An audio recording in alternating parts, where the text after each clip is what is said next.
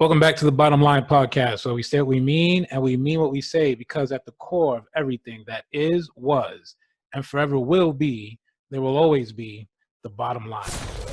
So I'm really excited. Welcome to another episode, ladies and gentlemen. I'm really excited, to be doing this podcast and just to be having, bottom line conversations with people in general, and just, to share my thoughts, my viewpoints on things that are going on in the world, and how we can get to the bottom line about all these things that are going on. I think sometimes what happens is, we have opposing views and we might see things differently, but we're afraid to have those conversations because we're afraid of being judged. And that's okay. But then you get over that fact, and then you realize that a lot of people have opposing views. And then what you do is you agree to disagree, or you find people who actually agree with you. And then you find a way to work towards some common ground, some common solution, some common outcome that's going to be mutually beneficial, right? And that's the whole point of having bottom line conversations, right? I think of Ray Dalio, who positions himself and prides himself on radical transparency, right? And he talks about that at length when it comes to how he trains his team up, and how he, with Bridgewater, and how radical transparency weeds out the people who are not built, who don't have, the character and the resilience necessary to endure hard times, to go through adversity, right? So radical transparency brings you down to your bottom line, to your truth, right? And that's really, what is sometimes going to be scary to share, because once you start becoming aware of your truth, two things happen. Either you accept your truth or you deny your truth. And if you deny your truth, you wind up becoming a phony. You wind up becoming fake. You wind up becoming in opposition. First of all, you wind up, always being on the defense. You're always on the defense because you're denying your own truth.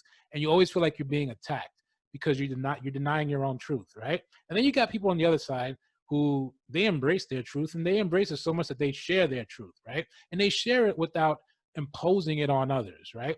And that's their bottom line. They want to be able to share their truth, express their views, and get their their thoughts their thoughts, their perspectives, their POVs out there without imposing it, just to let people know, this is what I think. I've got an opinion about the matter, whatever it is, right? And then you've got people who impose their views.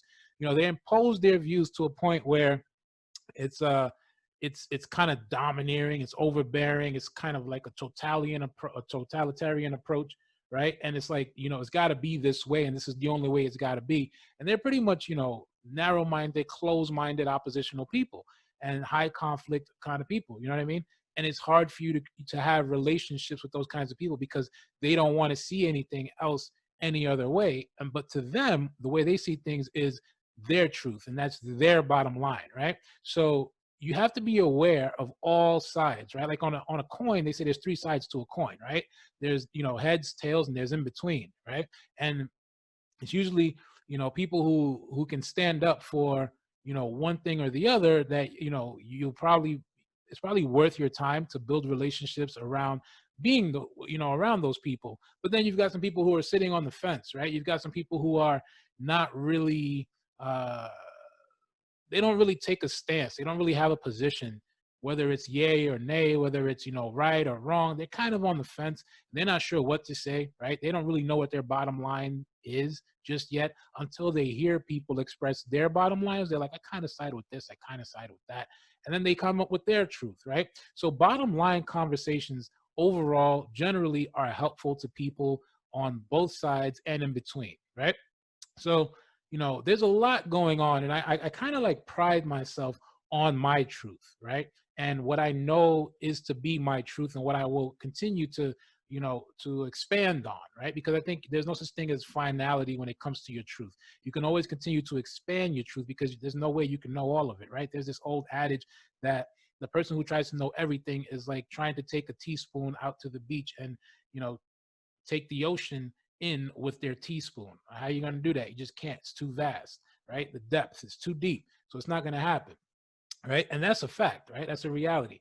But what we can do is we can continue to pursue information, become better informed, and, share our views, share our bottom lines, and expand our truth so that it can become not just clear to us, but it can also help us open doors for more meaningful, long-lasting relationships, right? So I think about what's going on right now in the country and the division, and I think about what's going on with, opposing views. I think about what's going on, between the left and the right, Republicans and Democrats. It's an election year and all of that. And to me, it just sounds like there's no clear-cut agenda. There's nothing really that unites the people. There is a word called bipartisan, right? And what that means is that it unites both sides of the political spectrum. And when you take a bipartisan approach, it's more collaborative. It's more cooperative, right? And that's really what you need to maintain the stability of a country, of a nation, right? So, and you need that in your business as well. You need that in your family. What you'll find is that, it's been said in scripture, a house divided will fall, right? And a house united will stand tall, right? So you got to think about it open-mindedly, and you got to say, well, is it worth my energy? Is it worth my time for me to see things, in a, uh, in opposition to how the majority of people see things, right? And it's okay if you do, right? Because eagles don't fly in flocks, right? So if you're somebody that you don't share the same views as other people, and you can come to terms with that and accept that, right? What does it mean for you? What kind of doors does it open for you, right? And more importantly, how can you use that perspective to create opportunities for yourself and for people, right? That can benefit from those opportunities, right? Those are the questions that we should be asking ourselves, and that we should take the time to build upon, right? So, there's a lot going on right now as far as the racial divide and, everything else that doesn't seem to be making a lot of sense, right? That doesn't seem to have a clear-cut outcome when it comes to, build statues being taken down, or the rebranding of Aunt Jemima on the box of pancakes, and other things, Juneteenth, and whatever the narrative is right now, right? There's a lot going on, and it's kind of like, it seems that there's still a divide and conquer approach right now. And it also seems like, we are in a place where some people believe that reparations are due, right? And they're not 100% sure how to pursue, that outcome, right? The quote unquote reparations, right? Now, funny enough, I never knew what Juneteenth was. I was never taught about Juneteenth. I know a lot about Haitian history, and I know a decent amount, a fair amount about American history. But for a first generation American, both my parents being from Haiti, I know way more about Haitian history than I know about Black American history, right? And why is that? Mainly because, my father taught me a lot about Haitian history, himself being a Haitian nationalist, right? And now my mom was just, she's a mom. She's not really thinking about, Haitian history. She's thinking, I got to raise my children. I got to make sure they're fed. I got to make sure they're clothed. I got to make sure they're happy. And she's taking care of our emotional stability, right? But my father was the kind of person to focus more on our sense of identity, right? And that brings me to, the Black plight, right? Now, I truly believe that if you're in search of the truth, you'll find the truth, right? If you're in search of the truth, you'll find the truth. I truly believe that, right? And it could be that you're in search of the truth through conscious thought. And subconsciously, what will happen is your body, your spirit, your mind will gravitate towards the source of that truth, right? And that bottom line, right? What is the bottom line with all this, with everything that's going on right now, right? The division, the racial divide, the protesting, the rioting, the virus, right?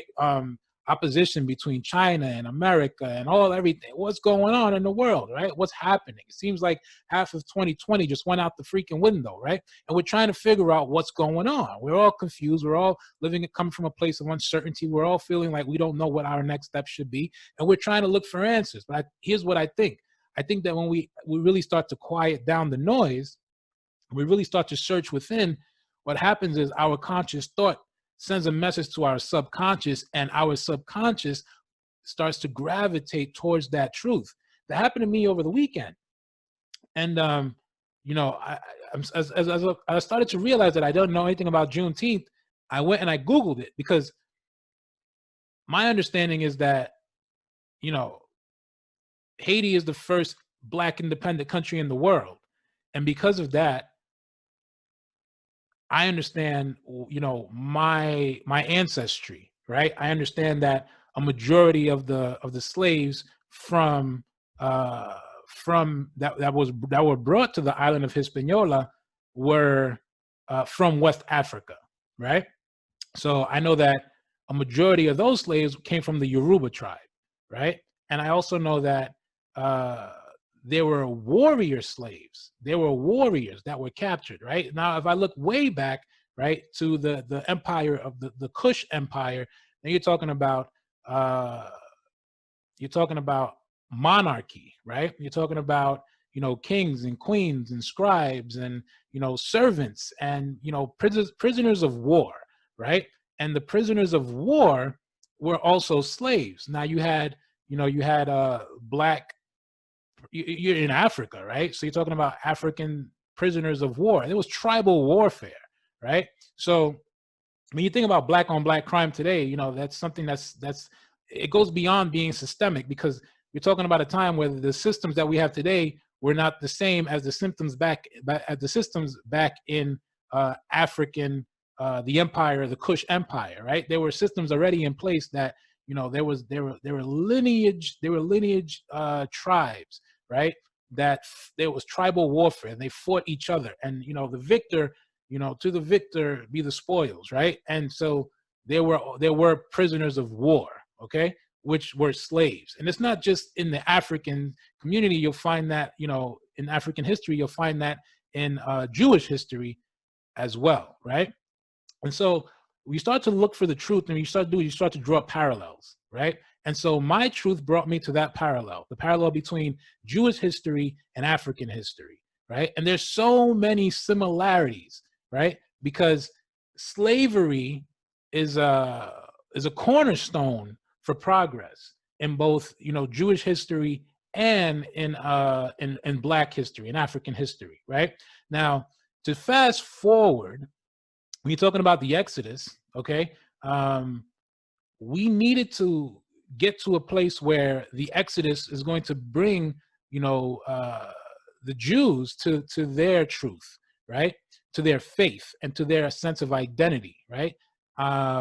When we think about the Blacks, when we think about Africans, right, in Haiti, they started to create their own self identity, right? And they started to have a better sense of self on the island of Hispaniola, to a point where, even though they were, they were enslaved by the French, the Spanish, and the English through the triangular slave trade, what happened was the African slaves started to create their own language, right? And what they did was they took a little bit of the French, and they took, some, because you have to remember that they're in separate tribes. So what they did was they blended all these tribes, and all these tribes did not have a common tongue. So when that happened, they had to find a way to communicate with each other in order for them to overthrow their oppressors, right? And so that's how Creole came about, and different kinds of Creole, a patois, came about, right? And so they weren't allowed to practice their religion. They weren't allowed to practice, their voodoo. They weren't allowed to, to even live the way that they were used to living, whether they were, prisoners of war, and some, or they were, captives of tribal warfare or anything. They were all had to become united now, right? You'll find the same thing in Greek history, right? Where the Greeks were not always united. They were separate Greek cities, and then they all started to unite against the Persians, right? So history is significant because we can learn a lot from history so that we can understand where we are today, right? So, it all goes back to, you know, divide and conquer, right? A house divided will fall, a house united will stand tall, right? So when you think about even in Greek history, Greece being, each city being independent and realizing that they didn't have to, that they were all doomed. They were all going to, die if they didn't unite against the Persians. They all decided it was time to unite, right, against the Persians. Now, what was it about the Persians that made them so significant, right? What was it about the Persians that made them so significant? We're going to go back to African history in a second, but I want to go into the Persians, right? Now, the Persians, what's interesting about the Persians is that nobody saw them coming, right? Nobody saw them coming. And the thing about the Persians is their dynasty came from a lineage, right? But not even from a lineage. At the very beginning, it came from prophecy. It came from a dream, right? And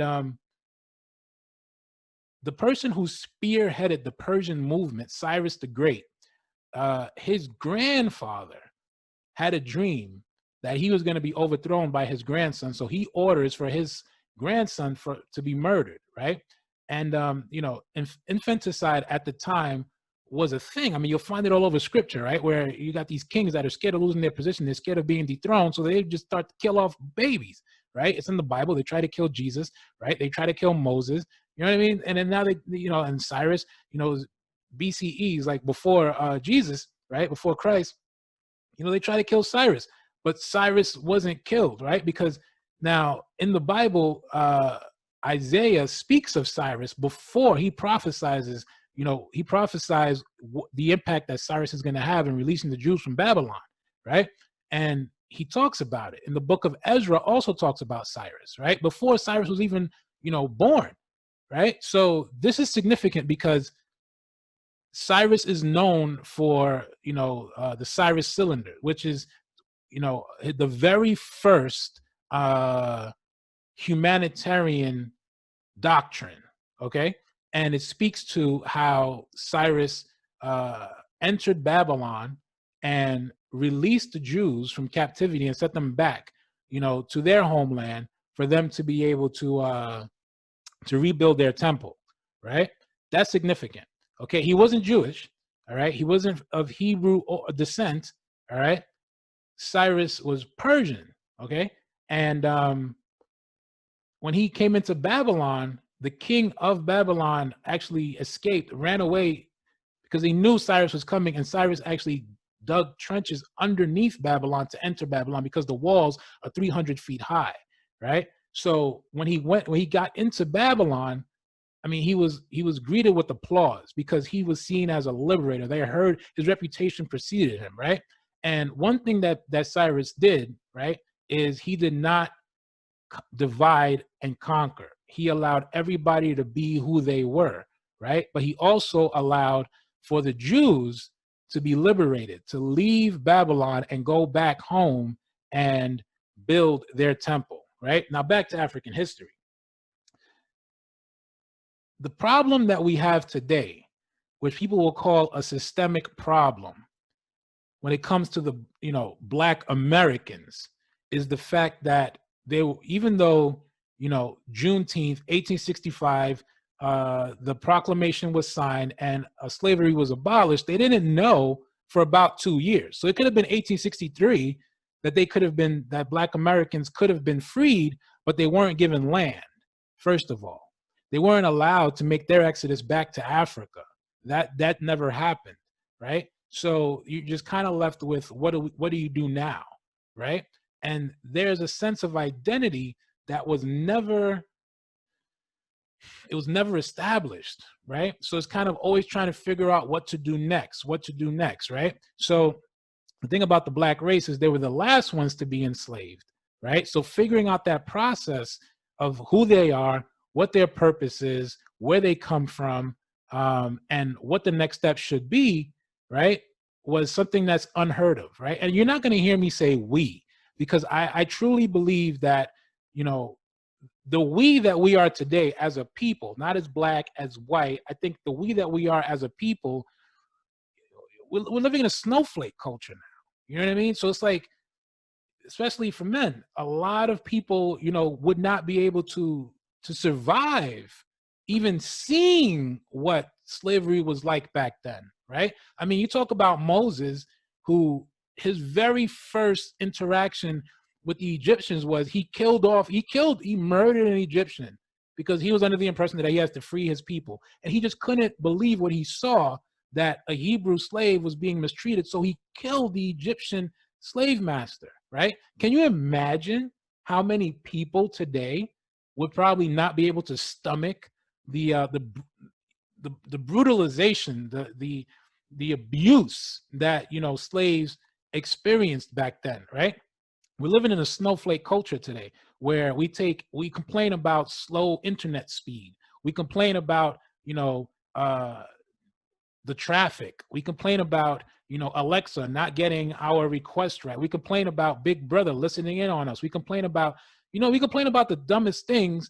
And can you imagine what life would be like if you were to either witness or be a slave back in that day? So that's why I stay away from saying we, right? Because we have to be able to move on. When I say we in this context, I mean us as a people need to be able to move past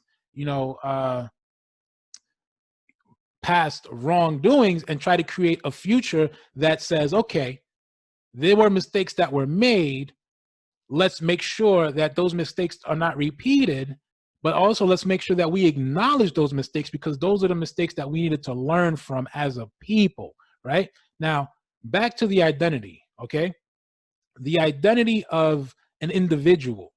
Once you know who you are and you set out to become who you think you will be, nothing can get in your way. Once you're clear on your truth, once you're clear on your path, once you're clear on the direction that you intend to go in, right? You will not sit idle. You will move mountains to get to the level that you think you are meant to be on, right? And so as a people, okay?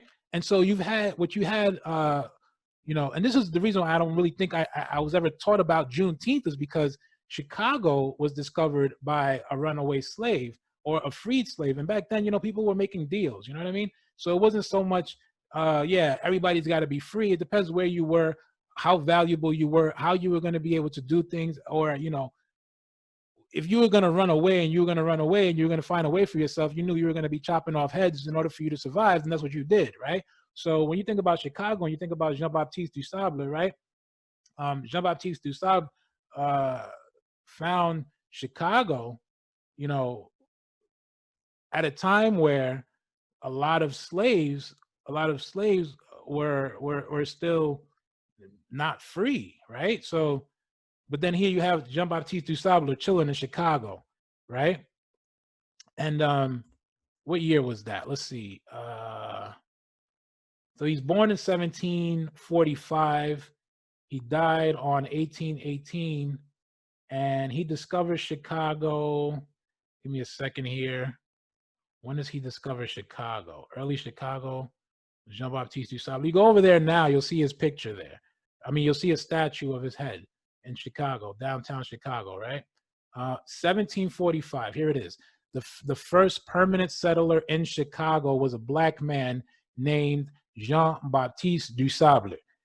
He may have been born on the island of Haiti around 1745 to a French mariner, and a mother who was a slave of African descent. Okay, so here you have a French mariner, and his mother was a slave of African descent, right? So here you have a perfect example of somebody who found his way, right? Du Sable was educated in France, and then in early 1770 sailed to New Orleans. Okay, so this is before the United States had their independence. Okay, 1776, the United States had their independence. 1865 was the Emancipation Proclamation was signed, but the slaves were freed 2 years earlier, and nobody told them, right? So, I mean, somebody correct me on those dates. If 1865 was when the Emancipation Proclamation was signed, right? Let's see, Emancipation Proclamation. Let's see what year. Yeah, 1863. There it is. Okay, so 1863, Abraham Lincoln issued the Emancipation Proclamation. So, okay, that's when it was signed, but Juneteenth is not till 1865, right? So they went 2 years without even knowing that they were freed slaves. But then you got this one guy, okay, Jean-Baptiste du Sable, in early 1770s, sailed to New Orleans. From there, he made his way up the Mississippi River to Peoria, Illinois, where he married a Potawatomi woman named Catherine in a tribal ceremony. All right. So not only was he sailing, he also got married in a tribal ceremony. So a Potawatomi woman was probably a native tribe, tribal woman. The marriage was formally recognized before a Catholic priest. Okay, so here you have a free black man sailing out, looking for a new direction. Okay, landed in Mississippi, on the Mississippi River, landed in Illinois, marries a native woman. And let's see where he goes here. The couple had 2 children. The marriage was formally recognized by a Catholic priest. What else? He settled along the northern bank of the Chicago River near Lake Michigan in 1779 and developed a prosperous trading post and farm. This was a businessman, okay? This was a businessman. Now, I was taught about this guy when I was about, I don't know, 19 years old. And I was like, what? It didn't even matter to me at 19 years old, right? But at 19 years old, I was told that, blacks were free, okay? In 1804, blacks were free, okay? So, and it wasn't even so much like, it was Haitians were free in 1804. Their independence was recognized in 1804, right? But they were actually free 1796. They were doing the revolution. 1791, they were doing the revolution. 1796, you had the Battle of Savannah, right? So, the deals were being made with the French to recognize independence on an individual basis, right? So if the Emancipation Proclamation was signed in 1863, why is it that slaves were still enslaved up until 1865, right? Why is it that Texas didn't want to say yes and release those slaves, right? That's a question that will forever, it'll forever confuse me, right? And this is a matter of, now I'm going into a different level where when you think about the sense of identity, when you think about the sense of self, when you think about what your direction is, when you think about the path that you want to go down to get to the direction that you believe is your path, is your calling, right? Can't nothing stop you. Can't nothing hold you back. Can't nobody tell you can't do it, right? I mean, because there's countless examples of growth, of development, of pursuit of happiness before 1863 for slaves, okay? And this was not a maroon, a runaway slave.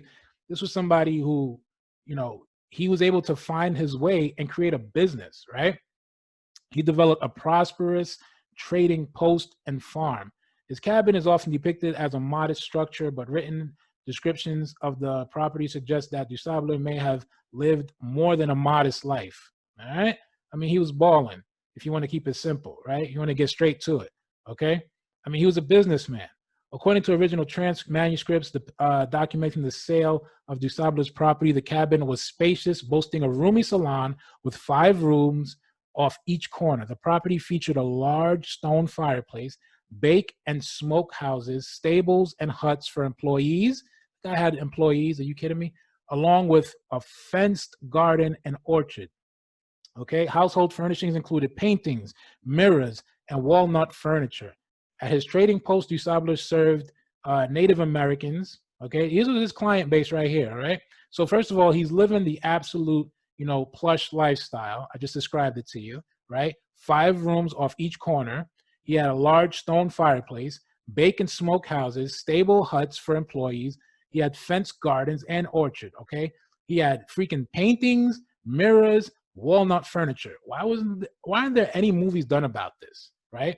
There are no movies done about this. I could never watch 12 Years a Slave. I've never seen the movie Roots. I just don't know anything about that. I don't watch those kinds of movies because I wasn't brought up to believe that, to have a slave mentality, right? I was actually brought up to believe that Haitians were free before uh, the first Black independent country in the world. So when I hear 1863, the Emancipation Proclamation was signed, and Juneteenth is in 1865, I'm like, somebody was late to the game, right?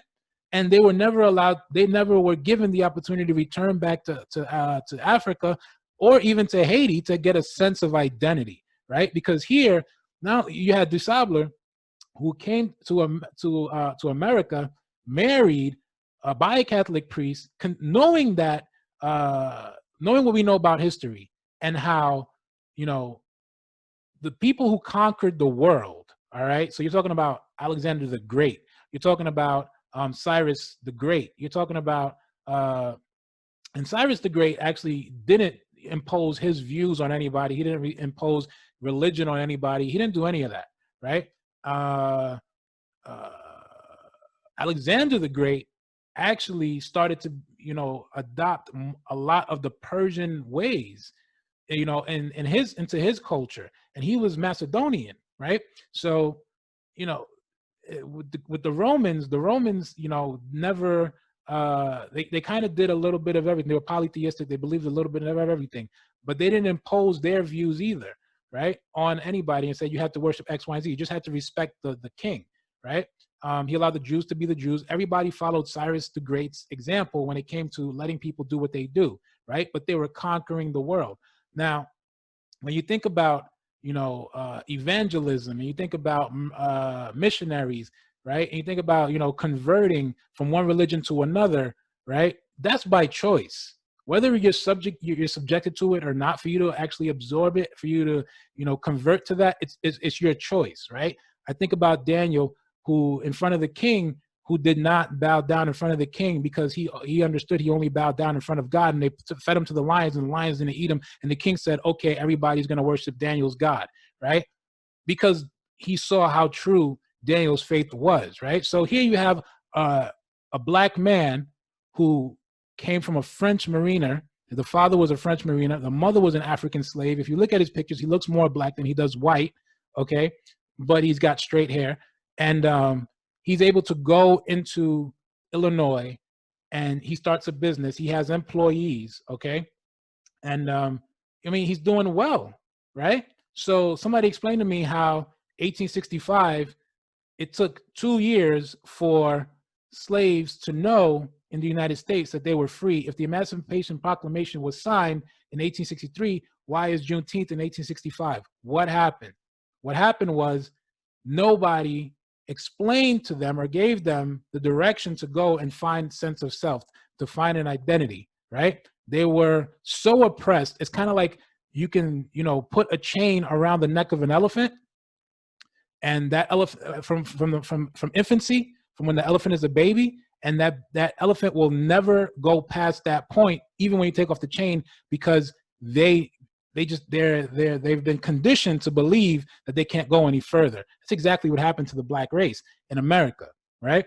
Now, you look at that, and you run parallels when you think about Afro-Caribbeans and you think about Africans, right? Just yesterday I was watching, and it's an amazing movie, right? I was watching The Boy That Harvested the Wind. And the kid comes from Malawi, right? And he has absolutely nothing, but he has a stable home. He has both his parents, he has a sister. And it's a phenomenal movie. If you got a chance, look it up on Netflix, right? And there are subtitles, but it's worth reading because it helps you understand the culture, right? And that's what it's about. It's another argument. It's another discussion. Another side of it you can see is that culture is different, right? Within different Black people, okay? Afro-Caribbean, African Americans, as you want to call them,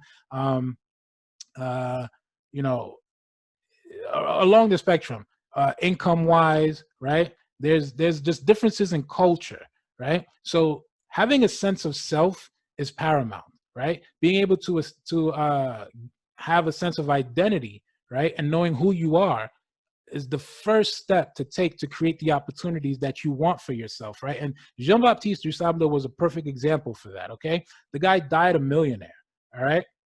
At his trading post, du Sable served Native Americans, British. So I don't see any discrimination here, right? And we're talking pre-segregation, okay? Now, this is the United States also we're talking about here. So look at who his customers were. And if you're somebody who says, oh, I'm only going to service, segregate business because it's privatized or whatever your point of view is, and you think it's a good idea to segregate your customers or only, provide services to a particular demographic, look at who, or a particular, racial ethnicity background, look at who his customers were. Jean-Baptiste du Sable, look at who his customers were. Native Americans, okay, so he married a Native American woman, first of all right? British and French explorers were all his customers, okay? At his trading points, du Sable served Native Americans, British, and French explorers. He spoke Spanish, French, English, and several Native American dialects, which served him well as an entrepreneur and mediator. You got to get in the game. You got to be multi-layered. You got to be multifaceted. You got to be versatile. You know what I mean? You can't just expect that things are going to happen for you. Just somebody's going to give you something, right? Somebody's going to give you freedom, right? Emancipation Proclamation was signed in 1863, but Juneteenth is not until 1865. And let me make sure I got that right?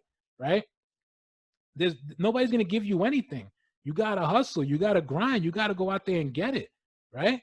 And you got to be able to, and that's the thing that Cyrus the Great taught us, right? You have to be able to appreciate the differences in every culture, right? And it's in that appreciation that you create unity, right? But if you continue to adopt this divide and conquer mindset, and you are a byproduct of that divide and conquer mindset, then of course there are not going to be any opportunities available for you, right? Here it is. Okay, so Juneteenth is the oldest nationally celebrated commemoration of ending slavery in the United States. Dating back to 1865, it was on June 19th, right, that the Union soldiers led by Major General Gordon Granger landed at Galveston, Texas, and we all know the story about how long Texas took to let it go free in the Confederate War and all of that, right? Civil War and all of that, right? Point that I'm making is that the Black Americans never had an opportunity to gain a sense of identity because they were conditioned to believe that they couldn't go any further to begin with, right? And it's that mindset that needs to be lifted in the home, right?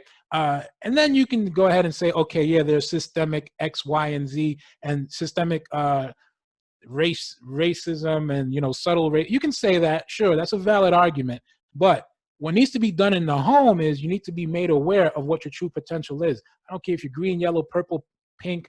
I don't care what your color is, right? You're a human being, and human beings have potential for greatness, okay? So let's just finish this article up about du Sable. Du Sable sold his estate on May 7, 1800, and returned to Peoria, Illinois. Okay, so if he sold his estate in 1800, all right, so 1776, United States gets their independence from the British, right? So 1776, he sells his property in 1800.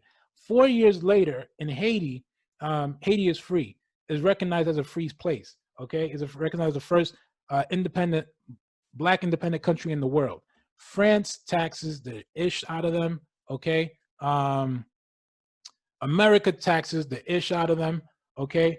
You get taxed heavily for your independence to a point where Haiti is still an impoverished country because of the tax, right? And there was no such thing as, signing an Emancipation Proclamation, right?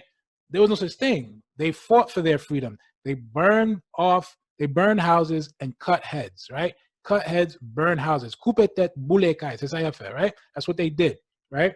So if you have to wait for it to be yours, it's going to take you a lot longer. And that's the general rule of thumb in life. I'm not saying to go out there and riot, go out there and protest, right? Yeah, go ahead, peacefully protest if that's what you want to do. But how much money are you going to be able to make when you go out there and protest, right? And implement change? Yes, go out there and protest if that's where you feel like you're most effective. That's where you feel like that's where you can do the most, right?